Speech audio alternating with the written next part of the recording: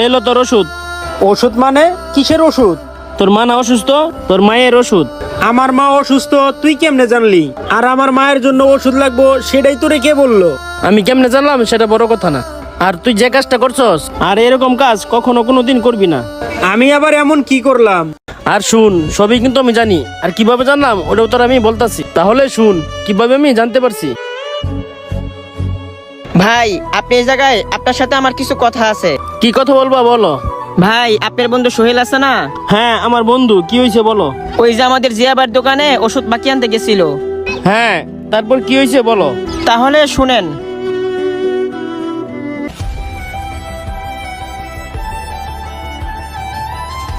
ভাই আপনার দোকানে এই ওষুধগুলো কি পাওয়া যাবে? হ্যাঁ ভাই, ওষুধগুলো পাওয়া যাবে। ভাই আসলে আমার একটা সমস্যা হয়ে গেছে, ওষুধ কেনার মতো আমার কাছে এই মুহূর্তে কোনো টাকা নেই। আর এই ওষুধগুলো আমাকে একটু বাকি দিতে হবে। না ভাই, কোনো ওষুধ বাকি দেওয়া যাবে না। ভাই বাসায় আমার মা অনেক অসুস্থ, এই ওষুধগুলি আপনি যদি আমার একটু দিতেন তাহলে এই ওষুধগুলো নিয়ে যায় আমি আমার মায়ের খাওয়াইতে পারতাম।